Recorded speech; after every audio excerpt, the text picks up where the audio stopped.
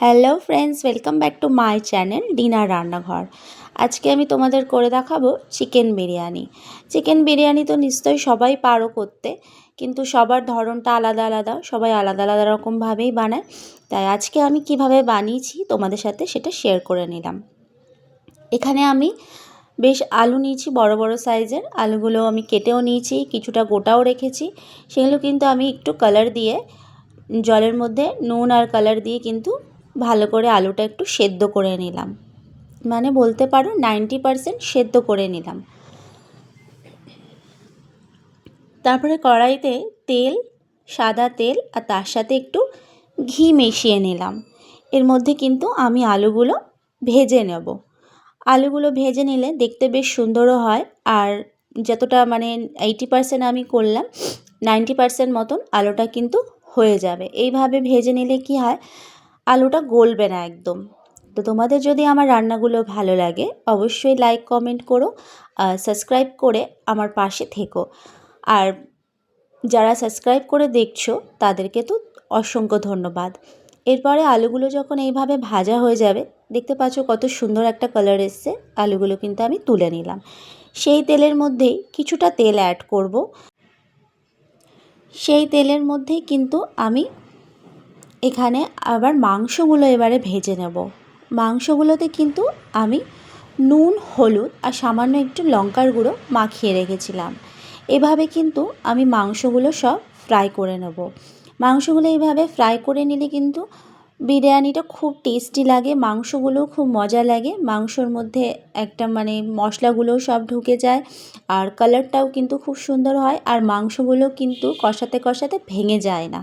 তো আমি এখানে মাংসগুলো কিন্তু একটু ছুরি দিয়ে, যেসব বড় মাংস আর কি বড় পিস, সেগুলো ছুরি দিয়ে কিন্তু একটু চিড়ে দিয়েছি, যাতে মশলাগুলো সব ভেতর অবধি ঢুকে যায়। দেখতে পাচ্ছ এইভাবে কিন্তু ভালো করে ফ্রাই করে নিচ্ছি।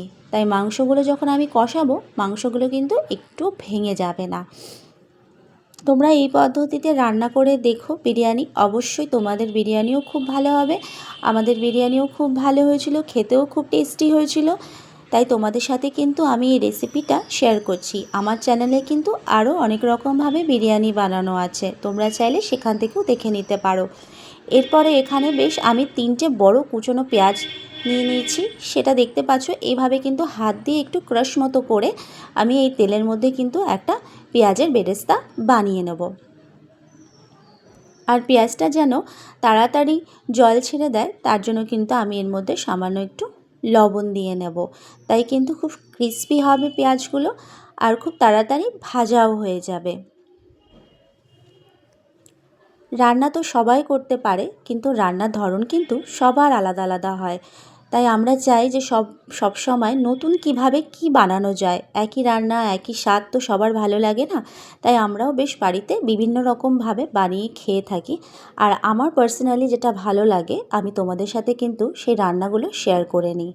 এরপরে দেখতে পাচ্ছ পেঁয়াজের বেরেস্তাগুলো আমি বানিয়ে কিন্তু উঠিয়ে নিয়েছি। তার মধ্যে কিন্তু একটা ফোড়ন দিয়ে নিলাম, যাতে আছে তেজপাতা, লং, এলাইচি আর দারচিনি দিয়ে একটু ফ্লেভার বেরাতেই তার মধ্যে কিন্তু আমি দিয়ে নিলাম একটা টমেটো পিউরি আর বেশ খানিকটা কাঁচা লঙ্কা।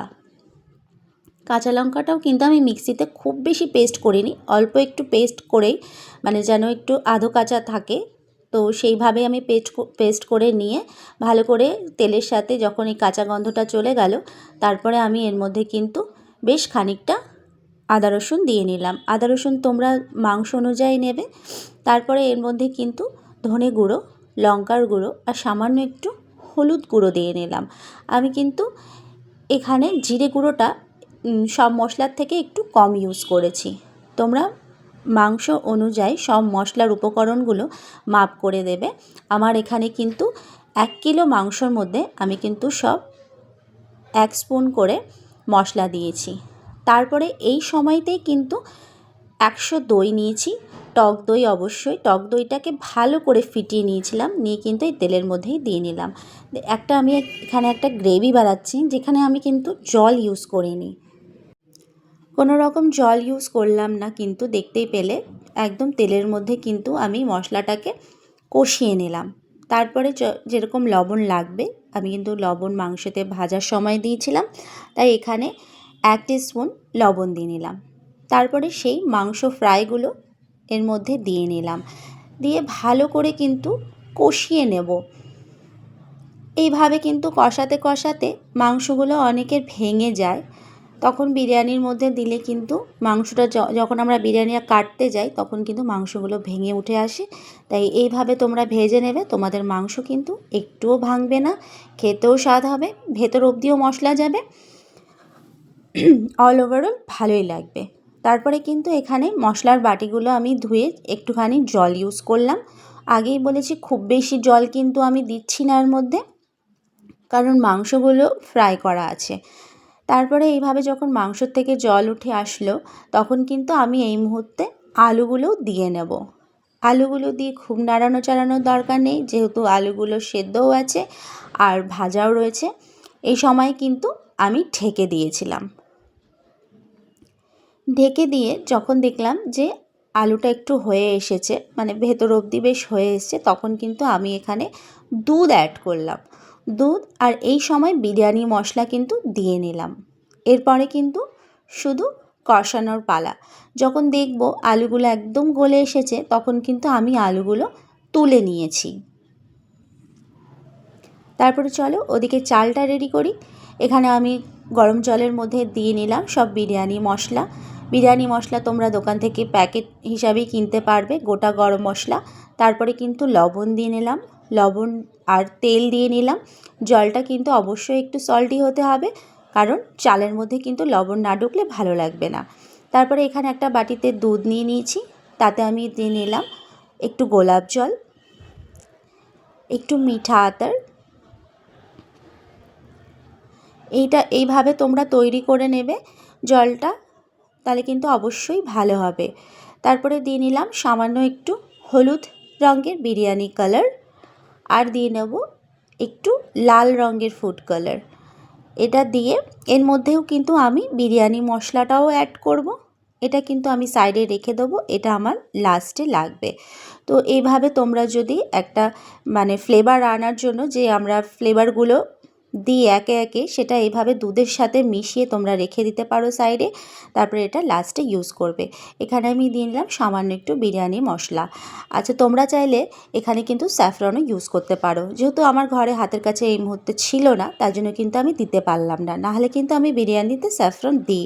আর তোমরা চাইলে কেওড়া বাটারও দিতে পারো।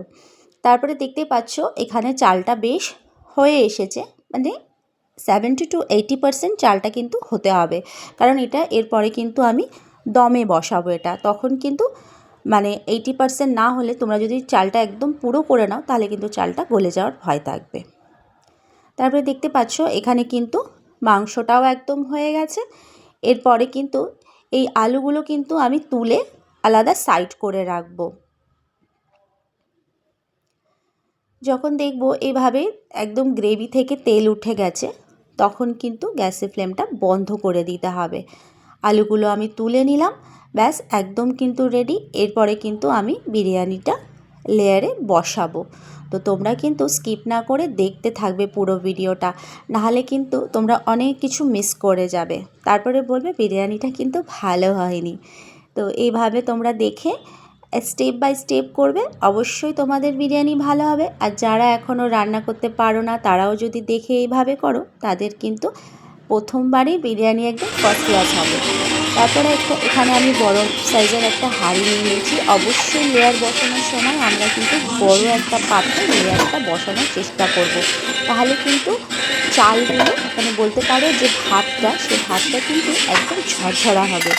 তারপরে সবার আগে দিয়ে নিলাম কিন্তু ঘিটা দিয়ে, তারপরে এর মধ্যে দিয়ে নিচ্ছি একে একে আলুগুলো আর মশলাগুলো। অবশ্যই এটা কিন্তু নিচেই রাখতে হবে, নাহলে কিন্তু যদি তোমরা আগে চালটা দিয়ে নাও চালটা কিন্তু লেগে যাওয়ার ভয় থাকবে। তাই এইভাবে কিন্তু আমি এই আলুগুলোও দিয়ে নেব, তারপরে মাংসটাও কিন্তু দিয়ে নেব।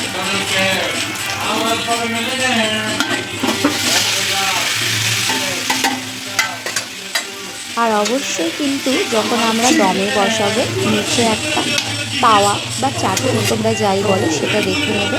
আর একদম গ্যাসের ফ্লেমটা কিন্তু লো করে রাখতে হবে, নাহলে কিন্তু বিরিয়ানিটা ধরে যাবে বা পুড়ে যাবে। এইভাবে সব মাংস আর আলু দিয়ে নিচ্ছি। তারপরে কিন্তু চালগুলো আমি দিয়ে নেব।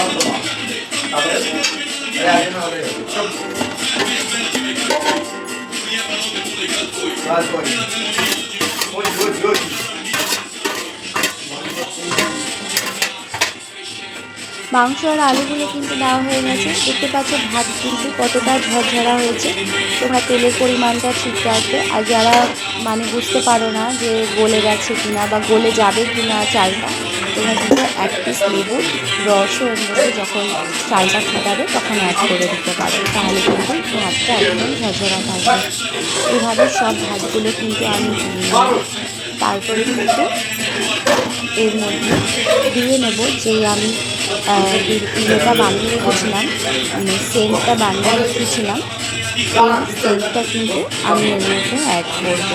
তারপরে বেশ খানিকটা ঘি দিয়ে নিলাম। তারপরে দিয়ে নেবো কিছুটা পেঁয়াজের বেরেস্তা আমি তুলে রেখেছিলাম, সেই পেঁয়াজের বেরেস্তাও কিন্তু আমি দিয়ে নিলাম।